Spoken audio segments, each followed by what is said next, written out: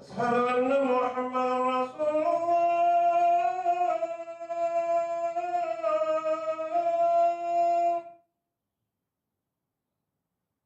أشهد أن محمدا رسول الله.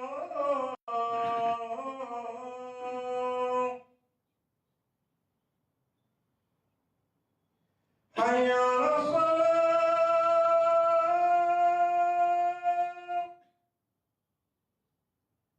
حي على الصلاة.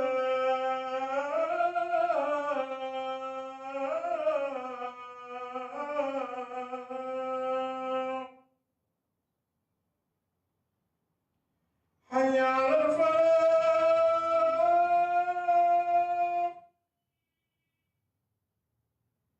حي على الفلاح.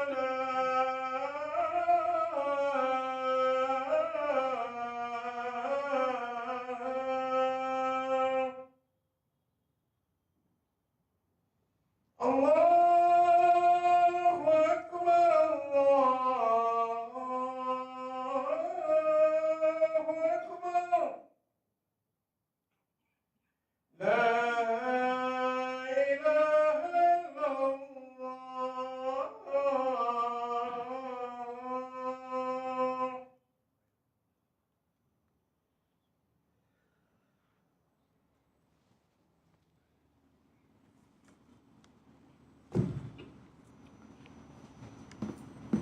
السلام عليكم ورحمة الله. الحمد لله نحمده ونستعينه ونستغفره ونعوذ بالله من شرور أنفسنا ومن سيئات أعمالنا. من يهده الله فلا مضل له ومن يضلل فلا هادي له.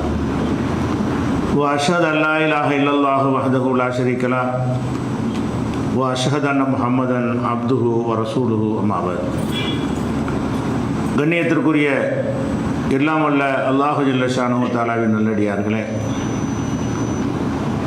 நபிகள் நாயகம் ஸல்லல்லாஹு அலைஹி வஸல்லம் அவர்கள் சிறுவர்கள் விஷயத்தில் எவ்வளவு அக்கறையோடும் அன்போடும் இருந்திருக்கிறார்கள் என்ற விவரங்களில் ஒரு பகுதியை நம்ம சென்ற வாரம் பார்த்தோம். அதன் தொடர்ச்சியாக நபிகள் நாயகம் ஸல்லல்லாஹு அலைஹி வஸல்லம் அவர்களுடைய பொறுப்பில் வளர்ந்த உமர் இப்னு அபீ ஸலமா என்பவர் சொல்கிறார், நான் நபிகள் நாயகம் ஸல்லல்லாஹு அலைஹி வஸல்லமுடைய பொறுப்பிலே வளர்ந்த ஒரு சிறுவனாக இருந்தேன். அப்போது சாப்பிடும் பொழுது என்னுடைய கை பல பக்கத்துலையும் தட்டில் சாப்பாடு வைத்த உடனே தங்கள் பக்கத்தில் சாப்பிடாமல் எல்லா பக்கமும் கையை போட்டு சாப்பிடணும் சின்ன பிள்ளைங்க. அந்த மாதிரி என்னுடைய கைகள் அலைந்தன. அப்போ ரசூல் ஸல்லல்லாஹு அலைஹி வஸல்லம் அதை பார்த்துட்டு சொன்னாங்க, யா குலாம், சிறுவரே, சம்மில்லாக, அல்லாஹ்வுடைய பேரை சொல்லி பிஸ்மில்லா சொல்லி சாப்பிடு. ஓ குல் பி யமீனிக்க, உன்னுடைய வலது கையினால் சாப்பிடு. ஓ குல் மிம்மா எலிக்க, உனக்கு பக்கத்தில் உள்ளதை சாப்பிடு. 3 பிஸ்மில்லா சொல்லாமல் சாப்பிட்ருக்கார் இந்த சிறுவர். ரெண்டாவது வலது கையில் சாப்பிடலை, மூணாவது எல்லா பக்கமும் சாப்பிட்றாரு. அந்த 3 குறையும் ரசூல் ஸல்லல்லாஹு அலைஹி வஸல்லம் என்ன செய்கிறாங்கன்னா, இந்த சின்ன வயசுலேயே அவரை பயிற்றுவிக்கிறாங்க. அவர் தவறு கண் போடு சொல்லி காட்டி, சின்ன பிள்ளை அப்படி தான் இருக்கும் என்று இல்லாமல் சிறுவர்களை நல்லபடியாக வளர்க்கணும் என்பதற்காக வேண்டி ஒரு அக்கறை செலுத்தியதற்கு இந்த ஹதீஸை நம்ம எடுத்துக்கொள்ளலாம். இது புகாரில் 5376வது ஹதீஸில் இருக்கிறது. இந்த சம்பவத்தில் இன்னொரு முக்கியமான ஒரு செய்தியும் இருக்கிறது. இந்த உமர் இப்னு அபீ ஸலமாங்கிறவர் யாருன்னு கேட்டால், அபூ ஸலமா என்று ஒரு இறந்து போன ஒருத்தருடைய மகன் இவர். அபூ ஸலமா என்றால் அவர் ஆரம்ப காலத்தில் இஸ்லாத்தை ஏற்ற ஒரு 10 பேரில் ஒரு 10வது ஆள். துவக்கத்தில் மக்காவில் இஸ்லாத்தில் ஏற்றாங்க இல்லையா, ஒவ்வொருத்தராக வந்துக்கிட்டு இருக்கும் பொழுது இந்த அபூ ஸலமா என்பவர் 10வதாக இஸ்லாத்தை ஏற்றுக்கொண்டவர். அவரும் அவருடைய மனைவியும் சேர்ந்து என்ன செய்கிறாங்க, இஸ்லாத்தை ஏற்றுக்கொள்கிறாங்க. ஏற்றுக்கொண்ட பிறகு மக்காவில் கொடுமை தாங்க முடியாமல் இனிமேல் இந்த ஊரில் கொள்கையோடு வாழ முடியாதுன்னு சொல்லி அபிசீனியாவுக்கு ஹிஜ்ரத் பண்ணி போகிறாங்க. அபிசீனியா நாட்டில் போய் கொஞ்ச நாள் இருக்கிறாங்க. அப்போ ஒரு தவறான தகவலை மக்காவில் உள்ள காஃபிர்கள் பரப்புகிறாங்க. அபிசீனியாவில் எப்படி பரப்புகிறாங்கன்னு கேட்டால், மக்காவில் உள்ள எதிர்ப்புலாம் குறைஞ்சிருச்சு, நம்ம மெஜாரிட்டி ஆகிட்டோம், நீங்கள் இப்போ மக்காவுக்கு வந்தீங்கன்னா அச்சம் இல்லாமல் இருக்கலாம் அப்படின்னு சொல்லி மக்காவிலேருந்து ஹிஜ்ரத்து பண்ணி போனாங்கல்ல, அவங்கள வர வச்சு தாக்குவதற்காக வேண்டி இவங்க ஒரு தவறான நியூஸை கொடுக்குறாங்க. உங்களுக்கு எந்த அச்சுறுத்தலும் இல்லை, இப்போ முகமது ரேகை ஓங்கி இருக்கிறது, அதனால் நீங்கள் பயம் இல்லாமல் நீங்கள் திரும்பி வந்துருங்கன்னொன்னே திரும்பி வந்துடுறாங்க. வந்து பார்த்தா அதை தாண்டி ஒரு கடுமையான துன்பத்திற்கு உள்ளாக்கப்படுறாங்க. யார்? இந்த கணவனும் மனைவி. அப்போ பிறகு என்ன செய்கிறாங்கன்னா, இனிமேல் இங்கே இயலாதுன்னு சொல்லி மதீனாவுக்கு ஹிஜ்ரத்து பண்ணும் பொழுது அதுலேயும் முதல்ல இவர் தான் ஹிஜ்ரத்துக்கு அனுப்புகிறாங்க. ரசூல் ஸல்லல்லாஹு அலைஹி வஸல்லம் பிறகு வர்றாங்க.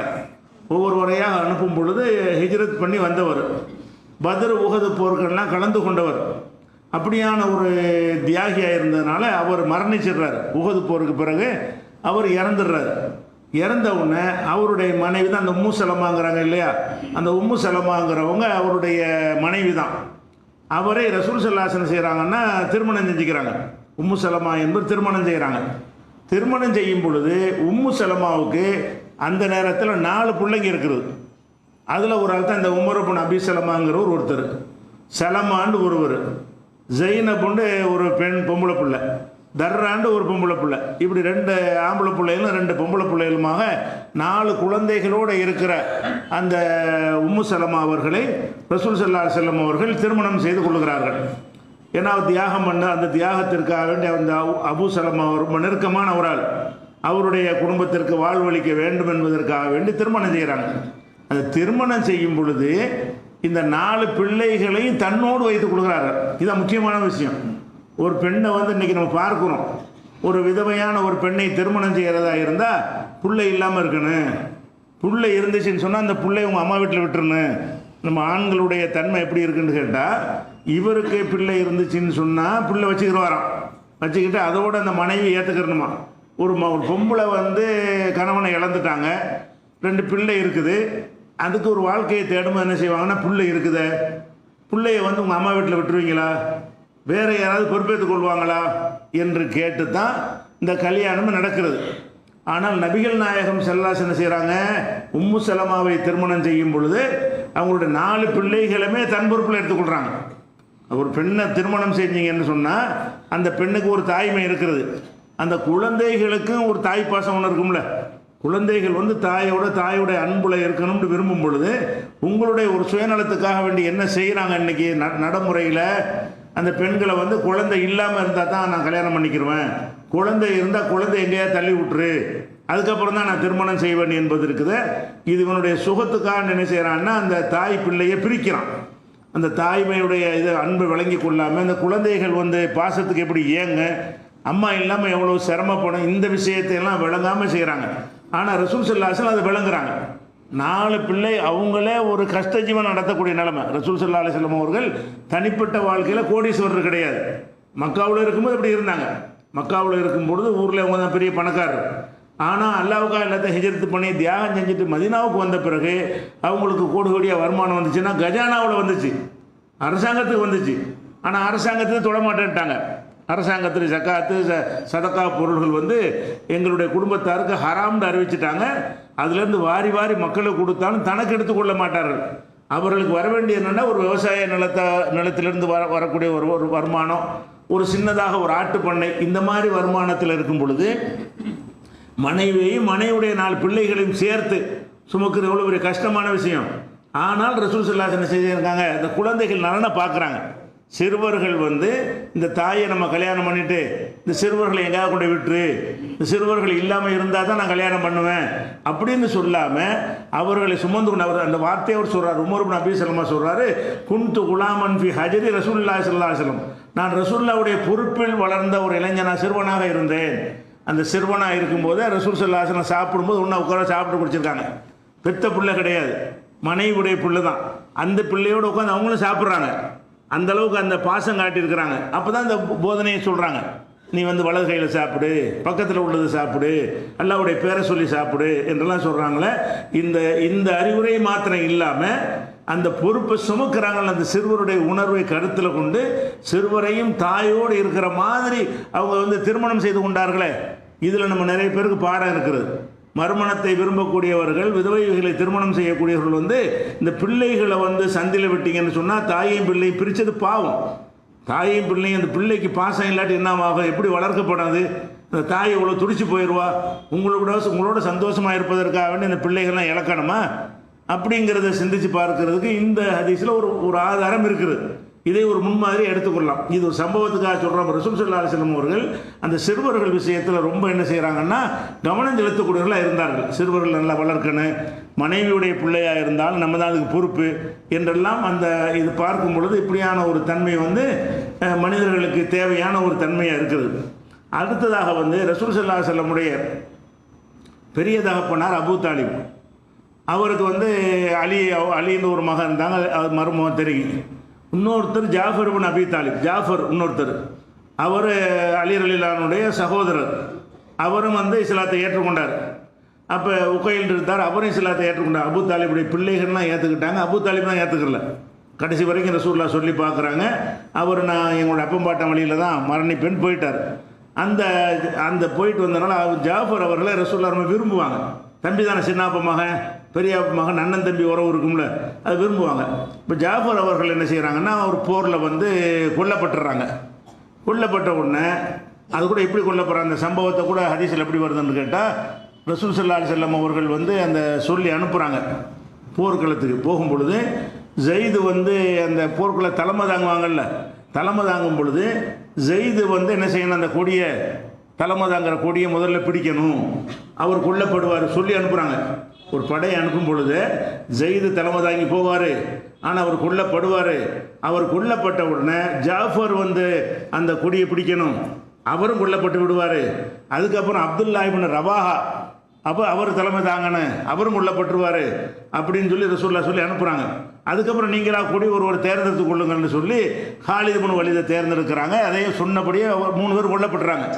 தன்னுடைய சகோதரனை போருக்கு அனுப்பும் போது கூட வஹி மூலமாக அல்லாஹ் அறிவித்து கொடுத்துருக்குறான், இந்த 3 பேர் அதில் கொல்லப்படுவார்கள்ங்கிறத. கொல்லப்படுறத சொல்லி அனுப்புகிறாங்க. சொன்னால் யாரும் போக மாட்டாங்க. போருக்கு அனுப்பும் பொழுது நீ கொல்லப்பட்டுருவ, நீனும் கொல்லப்பட்டுருவேன் யாரும் போவாங்களா? வெற்றி அடையவும் வீர மரணம் 2 எதிர்பார்ப்புக்கு தான் போகிறாங்க. வெற்றியும் அடையலாம், வீர மரணம் அடையலாம், 2க்கும் வாய்ப்பு இருக்குன்னு போனால் பரவாயில்லை. நீ சாவத்தான் போராட்டு சொல்லி அனுப்புனா யாராவது போவாங்கன்னா போக மாட்டாங்க. ரசூலுல்லாஹ் சொன்னால் போவாங்க. அப்படி உண்டாக்கி இருந்தாங்க. அந்த மக்கள் வந்து அல்லாஹ்வுடைய தூதர் சொன்னால் அப்படியே அந்த உயிரை அர்ப்பணிக்க தயாராக இருந்தார்கள். அப்போ அது சொல்லி அனுப்புகிறாங்க. அந்த சொன்னபடி என்ன செஞ்சிடறாரு, ஜாஃபர் கொல்லப்பட்டுறாரு. கொல்லப்பட்ட உடனே அப்போ அந்த அவங்க வீட்டுக்கு வந்து ரசூல் ஸல்லல்லாஹு அலைஹி வஸல்லம் வந்து செய்கிறாங்கன்னா 3 நாள் கழித்து வர்றாங்க. 3 நாள் ஆயிடுச்சு, ஜாஃபர் கொல்லப்பட்ட செய்தி வந்துருச்சு. ஜாஃபருடைய மனைவி மக்கள்லாம் இருப்பாங்கல்ல, அவங்கள பார்க்கறதுக்காக ரசூல் ஸல்லல்லாஹு அலைஹி வஸல்லம் அவர்கள் 3 நாளைக்கு முதல் நாள் வந்தாங்க. வந்து பார்த்து விட்டு அப்புறம் 3 நாள் வரவே இல்லை. 3 நாளைக்கு பிறகு அந்த ஜாஃபருடைய வீட்டுக்கு வர்றாங்க. ஜாஃபருடைய மனைவி பிள்ளைகள்லாம் இருக்கிறாங்க இல்லையா, அங்கே வர்றாங்க.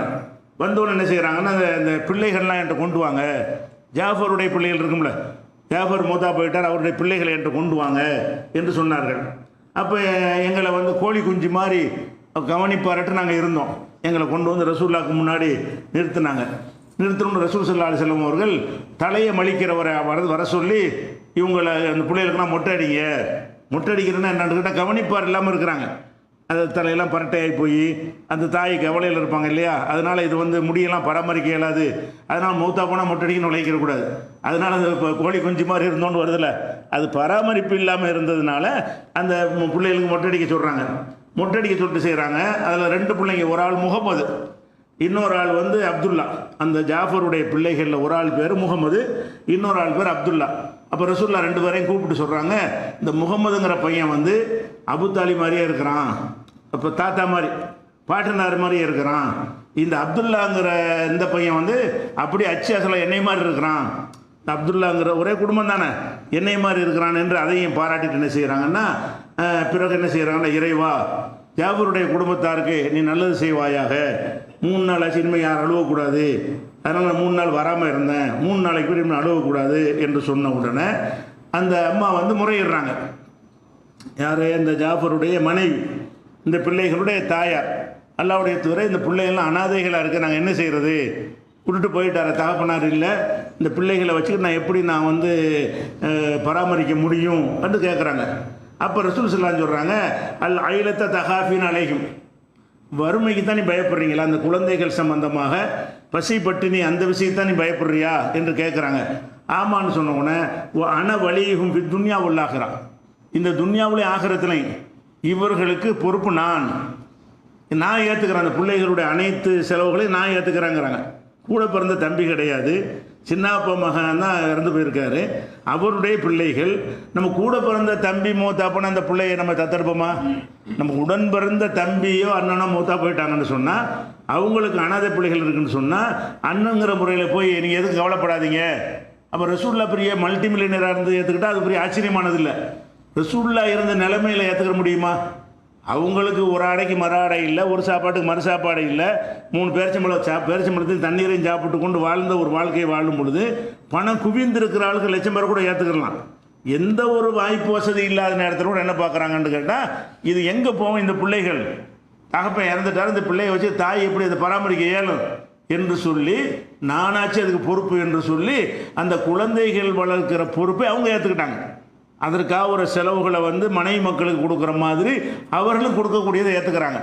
இப்படி எல்லாரும் நடக்க முடியுமா? அல்லாஹ்வுடைய தூதருங்கிற ஒரு தனியாக வச்சுருங்க. ஒரு ஏழையாக இருக்கிற ஒரு மனிதர் ஏற்கனவே பல மனைவிகளுக்கு செலவழிக்க கடமைப்பட்டு எந்த ஒரு வருவாயும் போதுமானதாக இல்லாமல் மனைவிமார்கள்லாம் நீங்கள் கொடுக்கறது போதலைன்னு சொல்லியெல்லாம் பிரச்சனை உண்டாகிட்டு இருக்கிற அளவுக்கு அந்த சிரமமான வாழ்க்கை வாழ்ந்து கொண்டிருக்கும் பொழுது எதை பார்க்குறாங்க? அந்த அண்ணன் புள்ள தம்பி புள்ள இதுகளெல்லாம் அந்த உறவை பேணுறது இருக்குது, அந்த சிறுவர்களை பேணுறது என்ற விஷயத்தில் அவ்வளோ அக்கறை செலுத்துகிறாங்க. அது பெருசாக தலையெடுத்துருச்சுன்னா அது வாழ்ந்துக்குருவாங்க. இந்த சின்ன பிள்ளைகளை யார் கவனிக்கிறது? ஒவ்வொருத்தருக்கும் நம்ம வழிகாட்டிய ரசூல்லா காட்டி தர்றாங்க. நம்ம குடும்பங்களில் எவ்வளோ அனாதைகள் இருக்கிறாங்க. அனாதைகளை நம்ம கவனிக்கிறதே இல்லை. அனாதைன்னா இந்த அனாதை நிலையத்தில் இருக்கிறாங்களே எத்தீம்கான, அதான் அனாதைன்னு விளங்கிட்டு இருக்கிறோம். நம்ம வீட்டில் நம்ம பக்கத்தில் எவ்வளோ அனாதைகள் இருக்கு. அனாதைகள் என்ன? தகப்பனை இழந்தவங்க. உங்கள் குடும்பத்தில் எத்தனை உறவினர்கள் சொந்தக்காரங்க மூத்தா போயிருப்பாங்க, அந்த பிள்ளைகள்லாம் யார்? அனாதைகள் தான். வீடு வாசல்லாம் இருக்குது, வீடு வாசல் இருந்தாலும் அனாதை தான். யார் தகப்பன் இல்லாமல் இருக்கிறாங்களோ அவங்களுக்கு பேர் தான் மார்க்கத்தில் அனாதைன்னு சொல்லுவது. அப்போ அனாதைகளாக இருக்கக்கூடியவர்களை அரவணைக்கணும் என்ற ஒரு விஷயம் நம்மக்கிட்ட அறவே கிடையாது. சும்மா எத்தீம்கானா அந்த சிறுவர் இல்லத்துக்கு நம்ம கொடுக்குறோம், எத்தீம்கானா நடத்துகிறோம், தாங்கணும் நன்கொடை கொடுக்குறோமே தவிர உங்களை சுற்றி உங்கள் குடும்பங்களில் எத்தீம்கள் இல்லையா? உங்கள் மாமா மச்சான் சொந்த அப்படி தேடி பார்த்தீங்கன்னு சொன்னால் எவ்வளோ பேர் மூத்தா போன ஆளுகளுடைய பிள்ளைகள் தாய் தகப்பன் இல்லாமல் கஷ்டப்பட்டுட்டு இருப்பாங்க. அதை என்னால் எந்த அளவுக்கு நான் பார்க்குறேன், முழுசாக முடியாவிட்டாலும் கூட எனக்கு ஏன்ற அளவுக்கு நான் ஒரு பகுதியை சுமந்துக்கிறேன்னு சொல்லி அப்படி உறவினர்கள் சுமந்து கொண்டால் அவங்க கஷ்டப்படாமல் நல்வாழ்க்கை வாழ முடியும். ஆனால் ரசூல் ஸல்லல்லாஹு அலைஹி வஸல்லம் என்ன செய்கிறாங்கன்னு கேட்டால், கஷ்டத்துலேயும் கஷ்டம், அவ்வளோ பெரிய கஷ்டத்தில் இருக்கும் பொழுது, செலவுகள் அதிகமாக உள்ள ஒரு மனிதராக இருக்கும் பொழுது, தன்னுடைய சித்தப்பாவுடைய மகன் விட்டு பிள்ளைகள் பேர பிள்ளைகள் என்ன செய்கிறாங்க? அப்படி தத்தெடுத்தல் மார்க்கத்தில் இல்லை, தத்தெடுக்கிறன்னா அந்த பொறுப்பை சுமந்து கொள்கிறார்கள் என்பதை பார்க்குறோம். அப்படி ஒரு விஷயத்தை ரசூல் ஸல்லல்லாஹு அலைஹி வஸல்லம் அவர்கள் அந்த சிறுவர் நம்ம சேர்ந்த சிறுவர்கள், நமக்கு உலகத்து சிறுவர்கள்லாம் அப்புறம் பார்த்துக்குறோம், நம்மளை சார்ந்திருக்கிற சிறுவர்களை நம்ம தான் கவனிக்கணுங்கிற ஒரு பாடம் இருக்கா இல்லையா? இது இது எல்லாத்துலேயும் வருவாங்க. ரசூல் ஸல்லல்லாஹு அலைஹி வஸல்லம் அவர்கள் ஏதோ 1-2 சில பேர் சொந்தத்தை கவனிக்கிறவங்க இருப்பாங்க. ரசூல் ஸல்லல்லாஹு அலைஹி வஸல்லம் அவர்களை பொறுத்த வரைக்கும் எந்த விஷயத்தை எடுத்துக்கொண்டாலும் அதில் சிறப்பான ஒரு தீர்வை தான் தருவாங்க. எதுலேயுமே ஒரு தப்பாக இதில் நடந்துட்டாங்கன்னு சொல்ல முடியாது. அதே மாதிரி ரசூல் ஸல்லல்லாஹு அலைஹி வஸல்லம் அவர்கள் ஒரு நாள் வாகனத்தில் போயிட்டுருக்குறாங்க. வாகனம்னா குதிரை ஒட்டகமாக இருக்கும். வாகனத்தில் போயிட்டுருக்குறாங்க. அப்போ ரசூல் ஸல்லல்லாஹு போகும்போது அந்த இவர் அப்துல்லா ஜாஃபருடைய மகன் இருந்தார்ல, இந்த 2 பிள்ளைங்க இருந்தாங்கல்ல, அதில் ஒருத்தர் அப்துல்லா அவர் விளையாடிட்டு இருக்கிறார். அப்துல்லாவும் அப்பாஸுடைய மகன் ஹுசம் என்பவரும் உபைதுல்லா 3 பேர் விளையாடிக்கிட்டு இருக்கிறாங்க. அப்போ ரசூல் ஸல்லல்லாஹு அலைஹி வஸல்லம் போய்கிட்டு இருக்கும் பொழுது உடனே அந்த அப்துல்லா பார்த்துடுறாங்க, யார் இறந்து போன ஜாஃபருடைய புள்ள விளையாடுது, அந்த பிள்ளைய தூக்கித்தாங்க என்று தூக்கி முன்னாடி வச்சுக்கிறாங்க. போய்கிட்டு இருக்கிறாங்க. ரோட்டில் கண்டா கூட என்ன செய்ய, அந்த பாசத்தில் தர ஃபார்மாலிட்டி செலவு வெறுத்து கொண்டு சுமந்துக்குறாங்க. சில ஆளுங்க கொணப்போ தரப்போ அப்படி தான் சில செலவுகளை ஏற்றுக்கொண்டா கூட கொடுப்பாங்க. இந்த தான தர்மம் செய்யும்போது கூட அன்பாக ஒரு முகப்பத்தோடு கொடுக்கறது வழக்கம் கிடையாது. ஆனால் ரசூல் ஸல்லல்லாஹு அலைஹி வஸல்லம் அந்த பொறுப்பை ஏற்றுக்கிட்ட என்ன மாதிரி ஏற்றுக்கிட்டாங்கன்னு கேட்டால், ரோட்டில் இந்த பிள்ளைகளை கண்டு அது ஒட்டத்தை தூக்கி வச்சுக்கிறாங்க. போகும்போது விளையாடிக்கிட்டு இருக்குது, நிறைய பேர் விளையாடிட்டு இருக்கிறாங்க. அந்த பையனை கூப்பிடுங்க, அப்துல்லா கூப்பிடுங்கன்னு சொல்லி கூப்பிட வச்சு தன்னுடைய ஒட்டகத்தில் முன்பகுதியில் என்ன செய்கிறாங்க, ஏற்றி உட்கார வைத்து கொள்கிறாங்க. உட்கார வைத்துக்கிறாங்க. அந்த குசம்னு ஒருத்தர் இருந்தார்ல, அவரத்துக்கு பின்னாடி உட்கார வச்சுக்கிறாங்க. அப்போ ரசூலுல்லாஹ் துவா செய்கிறாங்க, அல்லாஹு மஹ்லுஃப் ஜாஃபரன் ஃபி வலதிஹி, இறைவா ஜாஃபருடைய பிள்ளைகள் விஷயத்தில் நீ நல்லபடியாக அவங்க நடத்து என்று துவாவும் செய்தார்கள் வருது. அப்போ இது எதுக்கு சொல்கிறோம்னா, அந்த சிறுவர்கள் பொறுப்பேற்று கொண்ட சிறுவர்கள் மீது அன்பு செலுத்தணும். பணம் காசு கொடுக்குறது பெரிய விஷயம் கிடையாது. பணக்காரங்க நிறைய கொடுத்துருவாங்க. அது ஏதோ பிச்சை கொடுக்குற மாதிரி, அந்த தான தர்மம் செய்கிற மாதிரி கொடுக்காம, அந்த குழந்தை மீது ரோட்டில் கண்டா கூட தூக்கி தன் பிள்ளை மாதிரி, நம்ம பிள்ளையை கண்டா எப்படி தூக்கி வைத்துக் கொள்வோமோ அப்படி அரவணைக்கிற ஒரு தன்மை ரசூல் ஸல்லல்லாஹு அலைஹி வஸல்லம் அவர்கள் பெற்றிருந்ததை பார்க்குறோம். அதே மாதிரி ரசூல் ஸல்லல்லாஹு அலைஹி வஸல்லம் அவர்களுக்கு பணிவிடை செய்வதற்காக 2 சிறுவர்கள் இருந்தாங்க. பணிவிடைன்னா என்ன, வர சாமியார்கள் மத குருமார்களுக்கு பணிவிடை, அப்படி பணிவிடை ரசூலுல்லாஹ்வுக்கு இருக்காது. கை அமைக்க விடுறது, கால் அமைக்க விடுறது, அந்த மாதிரி பணிவிடைகள் ரசூல் ஸல்லல்லாஹு அலைஹி வஸல்லம் விரும்புறதில்லை. அந்த பணிவிடை கிடையாது. ஒரு பொருளை வயசாகிடுச்சு அவங்களுக்கு, ஒரு வெளியே போகிறாங்க, அது பொருளை கூட தூக்கிட்டு வர்றது, அது வாங்கிட்டு வர்றது, எடுத்துகிட்டு வர சொன்னால் எடுத்துகிட்டு வர சொல்கிறது, இந்த மாதிரியான வேலை செய்வதற்காக வேண்டி அனஸ் ரலியல்லாஹு அன்ஹு, அனஸ்னு ஒரு சஹாபி, அவர் அவங்க தகப்பனார், அவங்க அம்மாவுடைய கணவர் அபூ தல்ஹா இவரை வச்சுக்கிறங்க, நல்ல புத்திசாலி பையன், உங்களுக்கு எல்லா வேலையும் பார்ப்பான்னு சொல்லி அவரை கொண்டாந்து விட்டாங்க. அதே மாதிரி ஒரு யூத சிறுவன், அந்த யூத மதத்தை சேர்ந்த ஒரு சிறுவனும் ரசூல் ஸல்லல்லாஹு அலைஹி வஸல்லமுக்கு ஊழியராக வைத்திருந்தாங்க. அப்போ அந்த மத வெறுப்பெல்லாம் ரசூல்லாட்ட கிடையாது. யூதர்கள் நமக்கு பெரிய எதிரிகளாக இருந்தாங்க. அன்றைக்கு மதீனாவை பொறுத்த வரைக்கும் யூதர்கள் இணைஞ்சாங்க. பல வகையிலையும் ஹைபர் பகுதியில் இருந்து கொண்டு தொந்தரவு கொடுக்குறதுல இருந்து ரசூல் ஸல்லல்லாஹு அலைஹி வஸல்லம் அவர்களை விஷம் கொடுத்து கொள்றதுல ஒரு பெண் வந்துச்சுல ஆட்டில், அந்த அளவுக்கெல்லாம் ரசூல் ஸல்லல்லாஹு அலைஹி வஸல்லம் அவர்கள் மீது வெறுப்பு உள்ள ஒரு சமுதாயமாக இருந்து கூட, அந்த ஒருத்தன் வெறுப்புள்ளவனாக இருந்தால் அவனைத்தான் வெறுப்பாங்களே தவிர ஒரு சமுதாயத்தை வெறுக்க மாட்டாங்க. அந்த யூதனில் ஒருத்தன் அந்த மாதிரி நடந்துட்டானா ஒட்டுமொத்த யூதனை வெறுக்க முடியுமா? வெறுக்க முடியாது. அதனால் யூத இனத்தை சேர்ந்த ஒரு சிறுவனை வேலைக்கு வச்சிருக்கிறத யாராலும் வச்சுக்கிற மாட்டாங்க. அந்த மாதிரி ஒரு சுச்சுவேஷனில் ரசூல் ஸல்லல்லாஹு அலைஹி வஸல்லம் வாழ்ந்த காலத்தில் ஒருத்தருக்கு ஒருத்தர் எதிரியாக இருந்து கொண்டு எப்படியாவது ஒரு காலி பண்ணலாம்ங்கிறதுக்கு பிளான் பண்ணிகிட்டு இருக்கும் பொழுது, இந்த மாதிரி ஒரு ஆளை வச்சு நடமாட்டங்களை எல்லாம் கரெக்டாக தகவல் கொடுத்து உளவு பார்த்துடலாமே, பெரிய பாதிப்பாகி போயிருமே, அப்படியெல்லாம் பார்க்க கிடையாது. நம்புவாங்க. ரசூல் ஸல்லல்லாஹு அலைஹி வஸல்லம் அவர்கள் செய்வாங்க, எல்லாரையும் நம்புவாங்க. அப்போ அந்த யூதர் நல்ல ஒரு யூதராக இருக்கார், இந்த பையனை வச்சுக்கிறங்கன்னு வேலைக்கு வச்சுக்கிட்டாங்க ரசூல் ஸல்லல்லாஹு அலைஹி வஸல்லம். அப்போ அந்த சிறுவர் ஒரு நாள் உடம்பு சரியில்லை, வரலை. என்னன்னு கேட்கும்போது அவர் ஆள் நோய்வாய்ப்பட்டிருக்கிறாரு அப்படின்னு சொன்ன உடனே என்ன செய்கிறாங்க, இந்த வேலைக்கு இருந்த ஒரு சிறுவன் முஸ்லீமும் இல்லை, நம்ம சமுதாயத்தை சேர்ந்த ஆளும் இல்லை, வேலைக்கு தான் வைத்திருக்கிறோம், சின்ன எடுபடி வேலைக்காக வேண்டி, அவருக்கு உடம்பு சரியில்லைங்கிறதுக்காக வேண்டி ஒரு சக்கரவர்த்தி, ஒரு ஜனாதிபதி அகில உலகத்துக்கும் பயந்து நடுங்கக்கூடிய ஒரு மாபெரும் பதவியில் இருக்கிற நபி ஸல்லல்லாஹு அலைஹி வஸல்லம் ஒன்று செய்கிறாங்க, நோய் விசாரிக்க புறப்பட்டு போகிறாங்க. பையன் உடம்பு சரியில்லையா அப்படின்னு சொல்லிட்டு சின்னவன்னு பார்க்கல, பிரமத்துக்காரன்னு பார்க்கல, வேலைக்காரன் தானன்னு பார்க்கல. இதெல்லாம் நம்ம பார்ப்போம். நம்ம போய் பார்க்குறதா இருந்தால் இவன் தரத்துக்கு நம்ம போய் பார்க்குறதா, நம்ம எப்படி ஆள் வேணால் காசு பணம்னா வாங்கிட்டு போடான்ருவோம். ஆனால் ரசூல் ஸல்லல்லாஹு அலைஹி வஸல்லம் செய்கிறாங்கன்னா அந்த சிறுவரை விசாரிக்கிறதுக்காக வேண்டி போகிறாங்க.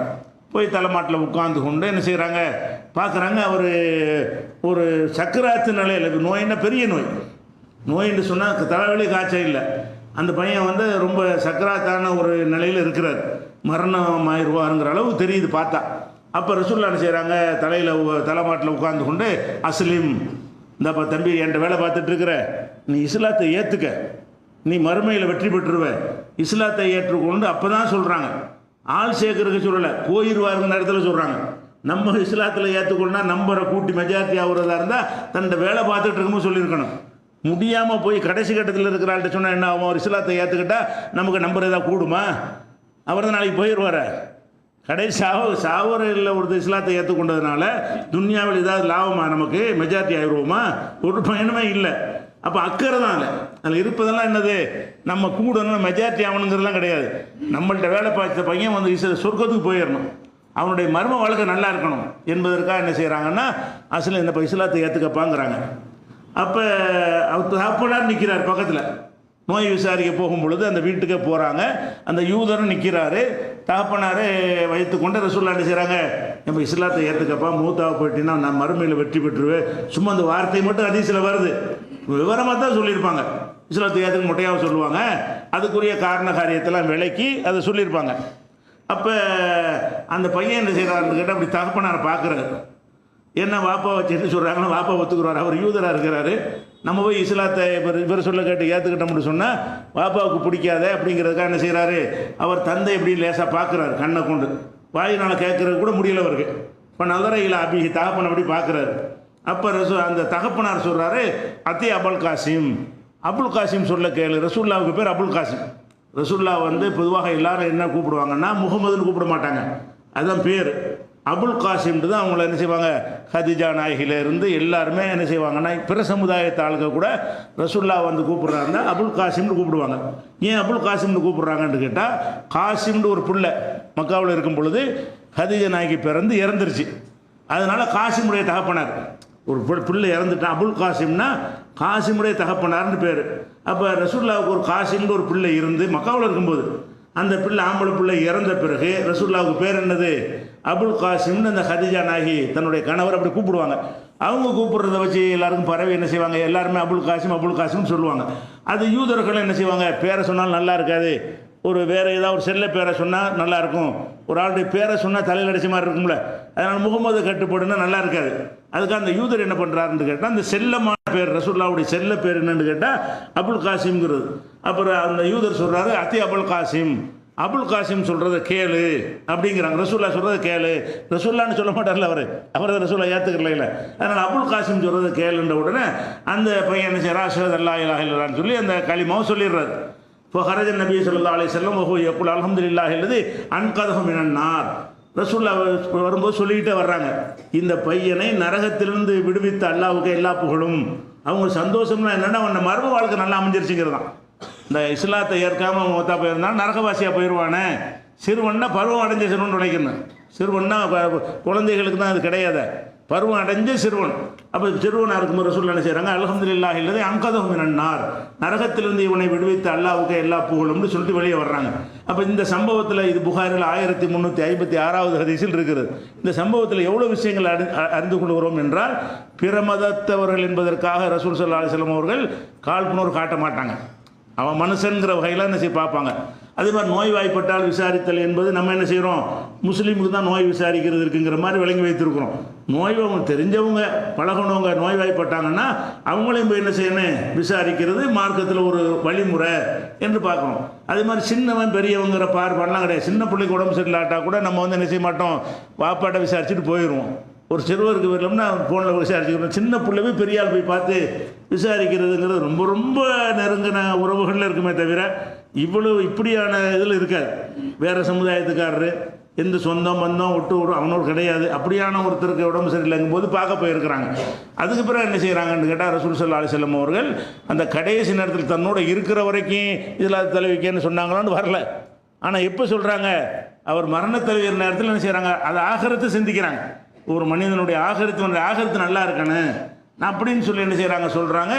அந்த மனிதன் என்ன செய்கிறார், ரசூலுல்லாவை எப்படி இட போட்டிருக்கிறாரு, முகமது சொன்னால் சரியாக தான் இருக்கு, அவரும் ஏற்றுக்கொள்ளாட்டா கூட பையனுக்கு என்ன செய்கிற, நீ ஏற்றுக்கன்னு சொல்கிற அளவுக்கு அப்படி தான் அந்த யூதர்களையும் சொல்ல வென்றெடுத்தாங்க, எல்லாரையும் வென்றெடுத்தாங்கன்னு வைங்களேன். அப்போ நபிகள் நாயகம் ஸல்லல்லாஹு அலைஹி வஸல்லம் அவர்கள் இந்த சிறுவர்கள் விஷயத்தில் எவ்வளோ ஒரு மரியாதையோடவும் அவர்களையும் கண்ணியமாக, இதில் ஒரு கண்ணியம் தானே, ஒரு சின்ன பையனை போய் தேடி போய் நோய் விசாரிக்கிறது என்பதெல்லாம் ஒரு கண்ணியம் கொடுக்குறது தான். அவர்களையும் கண்ணியம் கொடுக்கக்கூடியவர்களாக இருந்த ஒரு காட்சியை பார்க்குறோம். இதில் அதே மாதிரி ரசூல் ஸல்லல்லாஹு அலைஹி வஸல்லம் அவர்களுடைய சிறுவர்கள் விஷயத்தில் இன்னும் பல ஏராளமான நிகழ்வுகள் இருக்கிறது. இன்ஷா அல்லாஹ் அதை அடுத்தடுத்த வாரம் பார்க்கலாம்.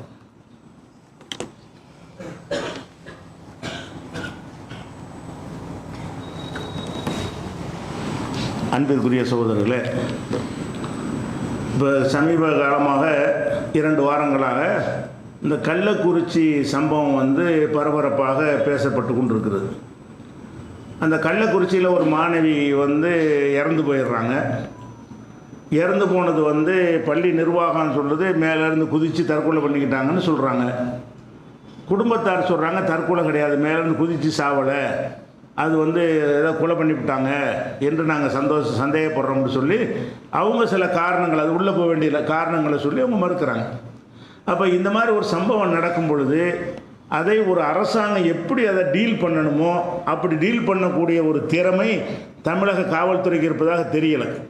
ஒரு பாதிக்கப்பட்டவங்களுடைய உணர்வு எப்படி இருக்கும், தன்னுடைய மகளை அனுப்பியிருக்கும், கஷ்டப்படுற ஒரு குடும்பத்திலிருந்து படிப்பதற்காக வேண்டி அவ்வளோ சிரமப்பட்டு ஒரு ஹாஸ்டலில் சேர்த்துருக்குறாங்கன்னு சொன்னால் அவங்க வந்து எவ்வளோ பெரிய பாதிப்புக்குள்ளாக இருப்பாங்க. அவர்கள் வந்து எங்களுக்கு நியாயம் வழங்கணும் என்று ஒரு கோரிக்கை வைக்கும் பொழுது துவக்க கட்டத்தில் காவல்துறையுடைய அணுகுமுறை வந்து சரியாக இல்லை. எதனால் இவ்வளோ ஒரு வன்முறை ஏற்பட்டுச்சு?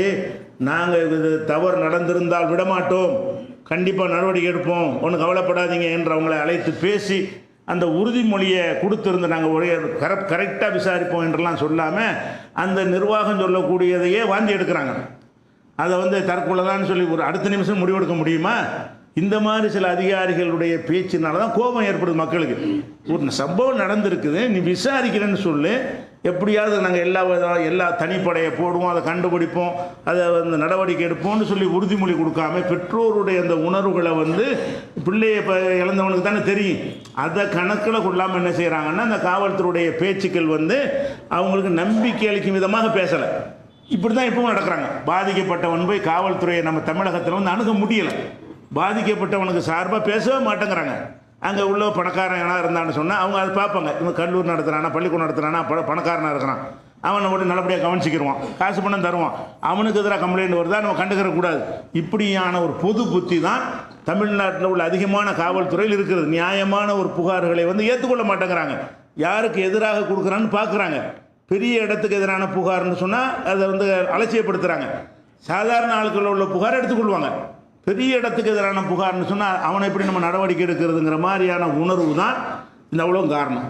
அப்போ இந்த காவல்துறை வந்து அதை ஒழுங்காக நடவடிக்கை எடுக்கிற உறுதிமொழி கொடுத்து நாளைக்கெல்லாம் பண்ண இயலாது, விசாரித்து நடவடிக்கை எடுப்போம், விசாரித்து கைது பண்ணுவோம், குற்றவாளியை தப்பு விட மாட்டோம் அப்படிங்கிற மாதிரி ஒரு பேட்டியை கொடுத்து அந்த மக்களை கொடுத்த பெற்றோரை கூப்பிட்டு பேசியிருந்தால் நடந்திருக்குமா? இந்த வன்முறை சொல்கிறாங்களே, இந்த வன்முறைகள் நடந்துச்சு, அது வன்முறையை வந்து யார் நடத்தினா, எதுக்கு நடத்தினாங்கிறதெல்லாம் விசாரிச்சுட்டு இருக்கிறாங்க. அது விசாரிக்கட்டும். முதல்ல ஒரு மக்களை திரட்டுவதற்கு ஒரு ரீசன் தான் திரட்ட முடியும். மக்களை திரட்டுறான்னு சொன்னால் வாங்கன்னா வந்துடுவான் உடனே. அப்போ அவனை அவ்வளோ கோபமான ஒரு விஷயம் இருந்தால் தானே திரணுவான். அந்த கோபம் வந்து வெளிப்படுத்தா இல்லை, இந்த போராட்டத்தில் வந்தவங்களுடைய செயல்பாடுகளில் கோபம் வெளிப்படும். சில பேர் கொள்ளையடிக்கும் வருவாங்க, எந்த ஒரு கலவரம் நடந்தாலும் என்ன செய்வாங்கன்னா ஜாமான் அள்ளிட்டு போகிறதுக்காக வருவாங்க. அப்படி சிலர் வந்திருந்தாலும் எல்லாரும் அப்படியே வந்திருப்பாங்க, நியாயம் கேட்க தான் வந்திருக்காங்க. நியாயம் கேட்கறதுக்காக என்ன செய்ய, இப்படி இந்த அநீதியை நாங்கள் பொறுத்து கொள்ள மாட்டோம், அது மெடிக்கல் ரிப்போர்ட் எல்லாத்தையும் பார்த்தோம்னு சொன்னால் அந்த கொலைன்னு சொல்வதற்கான ஆதாரங்கள் நிறைய இருக்குது. ஆனால் அதெல்லாம் வந்து கண்டுகொள்ளாமல் ஒரு அவசர குடும்பத்தனமாக நினைஞ்சாங்கன்னா அந்த காவல்துறை வழக்கம் போல உள்ள தன்மையினால தான் இப்படி ஒரு தமிழகத்துக்கே ஒரு அவப்பேர் ஏற்படக்கூடிய ஒரு கலவரம். அது இப்படி எங்கேயும் நடந்ததில்லை. பஸ்ஸுகளை கொளுத்தி விட்டு அது நீண்ட காலத்துக்கு முதல் இந்திய எதிர்ப்பு போராட்டத்தின் போது பார்த்துருக்குறோம். அதுக்கு பிறகு பார்த்தீங்கன்னா இப்படி வருதுன்னா என்ன காரணம்? காவல்துறை அதிகாரிகளுக்கு ட்ரைனிங் எடுக்கணும். ஒரு சம்பவம் நடந்துச்சுன்னு சொன்னால் அவங்களுக்கு இப்போ சொல்லிக் கொடுக்குற விஷயம் என்ன தெரியுமா? சட்டம் சொல்லிக் கொடுக்க மாட்டாங்க, சட்டம் ஒழுங்குன்னு சொல்லுவாங்க. சட்டம் ஒழுங்கு தான் போலீஸுடைய வேலை. சட்டம் தனியாக இருக்கும். சட்டத்தை விட ப்ராப்ளம் வரக்கூடாது. ப்ராப்ளம் வர்றதுக்காக சட்டத்தை கூட அவங்க விட்டு கொடுப்பாங்க, வளைவாங்க. அந்த இடத்துல பிரச்சனை வரக்கூடாது, ரோட்டில் மறியக்கூடாதுன்னு இருக்குது. பெரிய கூட்டம் கூடிட்டான், சட்டம் வந்து கூடக்கூடாதுங்கிறது தான். ஆனால் அவன் போய் மோதனம்னு சொன்னால் கலவரம் ஏற்பட்டு போயிடும், உயிர் பலி ஏற்பட்டுரும். அப்போ இப்போ பக்குவமாக பேசி நாங்கள் நல்லபடியாக செய்கிறோம் அப்படி பேசி என்ன செய்வாங்க, ஒரு தந்திரமாக கலைச்சி இந்த ட்ரைனிங் தான் போலீஸ் எடுப்பாங்க. அவங்களுடைய நோக்கம் என்னென்னா சட்டம் ஒழுங்கு பிரச்சனை வரக்கூடாது, தகராறு வரக்கூடாது, பாதிப்பு வரக்கூடாது என்பதில் கவனம் செலுத்துகிற அதிகாரிகள் எப்படி நடப்பாங்களோ அப்படி நடக்கலை. அதை பின்னாடி ஒதுக்கு சஸ்பெண்ட் பண்ண இடம் மாற்றுறாங்க. இடம் மாற்றினது காட்டுதில்ல, அந்த அதிகாரிகளை இடம் மாற்றுறாங்க, கலெக்டர் இடம் மாற்றுறாங்க. அப்போ இவ்வளவு நடந்தும் கூட அவர்களுக்கு நீதி வழங்குகிறோங்கிற ஒரு உத்தரவாதம் கொடுக்கல. அப்படி கொடுத்துருந்தார்கள்னா என் கலெக்டரை மாற்றுறாங்க, கலெக்டரை இடம் மாற்றுறாங்க, வேறு மாவட்டத்துக்கு மாற்றுறாங்க, எஸ்பிக்கு வேறு மாவட்டத்துக்கு மாற்றுறாங்க, அப்போ இன்ஸ்பெக்டரை மாற்றுறாங்க. அப்போ என்ன அர்த்தம்? ஒழுங்காக நடக்கலன்னு இப்போ ஒத்துக்கிறீங்க இல்லதை? முதல்ல அந்த ட்ரைனிங் இப்போ காவல்துறை இல்லை. அதே நேரத்தில் வந்து ஃபேஸ்புக்கில் அது போட்டான் இது போட்டான் அவனு ஒன்றாம் போட்டு கைது நடந்து ஊரோட கூட்டம் கூட்டிட்டாங்க. கூட்டினது நடவடிக்கை எடுக்கிற விட்டுட்டு இப்போ ஏதாவது போட்டான்னு வைங்களேன், மக்களை திரட்டுறதுக்கு பதிவு போடுறான் அப்படின்னு சொல்லி 40 பேர் இப்போ கைது பண்ணியிருக்காங்க. இனிமேல் கூடுமா? ஒரு சேது அந்த உணர்ச்சி வசம் இருக்கும்போது கூடுவார்கள். அதோடு முக்கியமான விஷயம் என்னென்னு கேட்டால், அந்த சிசிடிவி கேமரா இருக்குல்ல, அதில் உள்ள காட்சிகளை போலீஸார் வழங்கினாங்கன்ட்டு எல்லா தொலைக்காட்சியிலையும் போட்டு பரப்பிட்டு இருக்கிறாங்க. அந்த சிசிடிவி காட்சியில் வந்து அந்த மாணவி வந்து அந்த இரவு 9:30 மணியை போல், அது இரவுலாம் இறந்து போச்சுன்னு சொல்கிறாங்க, 9:30 மணியை போல் அந்த ஹால்லேருந்து நடந்து வர்றது, ஒரு சேரில் உட்கார்றது, இதை காவல்துறை வெளியிட்டிருக்கிறார்கள்னு எல்லா நியூஸ்லையும் சொல்கிறான். காவல்துறை முதல்ல இப்படி வெளியிடலாமா? காவல்துறை வெளியிடுறதுக்கு அதிகாரம் இருக்கா? நீதிமன்றத்தில் வழக்கு இருக்கிறது, சிசிடிவி கேமரா உங்கள்கிட்ட தந்துட்டாங்க. அதில் வந்து முக்கியமான பார்ட்டு, அதாவது கொல்லப்படலன்னு காட்டுறாங்க. அப்படி அவங்க சொல்ல வந்து உட்காந்துட்டு பாருங்க, சாதாரணமாக தான் இருக்குது அப்படின்னு காட்டுற மாதிரி முழுசாவளையும் காட்டுறேன்னு இப்படி காட்டுறதா இருந்தால் மேடையிலேருந்து ஏறி குதிச்ச வரைக்கும் வீடியோ போட்டு காட்டு. மொட்டை மாடிக்கு போணுச்சு இந்த குதிக்கிற காட்சி தற்கொலை செய்கிற காட்சியை பாருங்கன்னு காட்டணுமா இல்லையா? ஒரு சோபாவில் வந்து உட்காந்து இப்படி சோர்வாக உட்காந்துருக்கிற வரைக்கும் போட்டுக்கிட்டு வெளியே காவல்துறை எனக்கு தெரிஞ்சு காவல்துறை வெளியிட்ட மாதிரி தெரியல. இந்த மீடியாக்காரங்க போய் சொல்கிறாங்க. காவல்துறை அந்த வீடியோ வெளியிடுமையானால் அஃபீஷியலாக என்ன செய்வாங்க, வெளியிட்டு அது விளக்கமும் சொல்லுவாங்க. இந்த வீடியோவிலேருந்து இப்படி தெரிகிறது அப்படின்னு சொல்லுவாங்க. அது தேவையும் இல்லை காவல்துறைக்கு. நீதிமன்றத்தில் ஒரு வழக்கு சம்மந்தப்பட்ட விஷயம் இது அந்த கல்லூரி நிர்வாகம் தான் கொடுத்துருக்கும். பள்ளிக்கூட நிர்வாகம் தான் இதை வெளிப்படுத்தி எங்கள் மேலே தப்பு இல்லைன்னு காட்டுறதுக்காக வேண்டி தேவையானதை கட் பண்ணி கொடுத்தாங்க, நமக்கு நல்லா தெரிகிறது. ஆனால் மீடியாக்களில் செய்தி எப்படி சொல்கிறான், காவல்துறை இந்த வீடியோ வெளியிட்டிருக்கிறது. அப்போ காவல்துறை வெளியிடணும்னு சொல்லி அந்த மீடியாக்கெல்லாம் நடவடிக்கை எடு. காவல்துறை தான் வெளியிட்டியா? இந்த வீடியோவை சிசிடிவி கேமராவில் எடுத்த அந்த பதிவுகள் வந்து உங்களுடைய ஆவணம். அது முழு வீடியோவையும் பார்த்தா தான் என்ன செய்ய முடியும். நீ 9:30 மணியோட வீடியோ நிப்பாட்டுற, 12:30 வரைக்கும் எடு. எத்தனை மணிக்கு சத்துச்சுன்னு சொல்லி மீதி உள்ள வீடியோ எங்கே? 9:30 மணி வரைக்கும் உள்ள வீடியோ போட்டின்னு சொன்னால் 9:30 மணிக்கு செத்துதா யாரும் சொன்னாங்க? இந்த 9 மணிக்கு உசுராக இருக்குது பாருங்கன்னா, அட 9:30 உசுராக இருக்கா, எப்போ செத்துச்சு சொல்லு, அது வரைக்கும் கொண்டு போய் வீடியோவை. அப்படி அந்த வீடியோ வரல. என்னமோ அந்த இயல்பு அந்த பொண்ணு இருக்கிற மாதிரி காட்டுற மாதிரி அந்த வீடியோ வெளியிட்டிருக்கிறாங்க. யார் வெளியிட்டான்னு தெரியல. போலீஸாருக்கு வெளியிட வேண்டிய அதிகாரம் கிடையாது. இந்த ஆதாரங்களில் மக்கள்கிட்ட வைக்கிற தேவை இருக்கா? நீதிமன்றத்தில் வைக்கணும். பிரச்சனை வரும்போது கலவரம் வரும்போது மக்களுக்கு விளக்குவதற்காக அஃபீஷியலாக அறிவித்து நீங்கள் விளக்கலாம், இதான் நடந்த சம்பவம் அப்படின்னு சொல்லி விளக்கலாம். அப்படி எந்த அதிகாரியும் விளக்கணும் மாதிரி இல்லை. ஆனால் இவங்க போலீஸார் தந்தாங்கன்னு சொல்லி அந்த வீடியோக்களை எல்லா தொலைக்காட்சிகளையும் சமூக வலைதளங்களில் பரவுனது வந்து காவல்துறை வெளியிட்ட வீடியோன்னு சொல்கிறாங்க. காவல்துறை வெளியிட்டுச்சான்னு தெரியல. அப்போ இப்படியான ஒரு விஷயத்தை பார்க்கும் பொழுது ஏதோ அவர்களை காப்பாற்றுவது சரியான முறையில் இந்த விசாரணை போகாது. ஏதோ அவங்கள காப்பாற்றுவதற்காக வேண்டி அந்த பள்ளி நிர்வாகத்தை காப்பாற்றுவதற்காக வேண்டி சில செட்டிங் வேலை நடக்கிற மாதிரியான ஒரு சந்தேகம் ஏற்படுகிறது. அதனால் காவல்துறை வந்து இதனுடைய உண்மை விஷயத்தை தயவுதாட்சியம் இல்லாமல் பாரபட்சம் இல்லாமல் அவர் முக்கியமான ஒரு மத்தியில் ஆளுகிற பிஜேபி கட்சியை சேர்ந்தவராக அந்த பள்ளிக்கூடத்துக்காரர் இருக்கிறாரு என்கிற ஒரு அச்சம் இல்லாமல் தெளிவான முறையில் என்ன செய்யணும், அந்த பாதிக்கப்பட்ட மாணவிக்கு நியாயம் கிடைக்கணும் என்கிற வகையில் போலீஸாருடைய நடவடிக்கை இல்லை தீவிரமாக அந்த கலவரத்துக்கு தான் முக்கியம் கொடுத்துறாங்க. கலவரத்தை கவனிக்க வேண்டியதுதான். கலவரத்தில் ஈடுபட்ட ஒருத்த விட மாட்டேங்கிற அதெல்லாம் சரிப்பா. கலவரம் 2வது ஏற்பட்டது, முதல்ல அது ரியாக்ஷன், அதெல்லாம் அது நீ முதல் ஆக்ஷன் எது, பின் விளைவு தான். நீ செஞ்சதுனால ஏற்பட்ட விளைவு தானே, அதையும் நீ கவனி, சட்டம் ஒழுங்கு கவனி. அவன் ஏன் அப்படி செஞ்சான், அது முக்கியமான ஒரு பெண்ணுடைய உயிர் போனது தான். அதுக்கு முக்கியத்துவம் குறைந்து இதைத்தான் பேசுகிறாங்க. தனிப்பட அமைச்சிருக்கிறோம், அதை அமைச்சிருக்கிறோம், என்னென்ன தண்டோரா போட்டு யார் யாரெல்லாம் ஜாமான களவாண்டு போனீங்களோ கொண்டாந்து தந்துருங்கலாம் சொல்கிறீங்களே, அதையும் செய்யுங்க. இந்த பெண்ணுடைய உயிருக்கு நியாயம் வழங்குகிற விஷயத்தில் வந்து தமிழக காவல்துறை அலட்சியமாக இருக்கிறது என்பது தான் மக்களுடைய பார்வையாக இருக்குது. அதை அரசாங்கம் நீக்க வேண்டும் என்று என்ன செய்கிறோம், ஒரு பதிவாக போட்டுக்கொள்வோம்.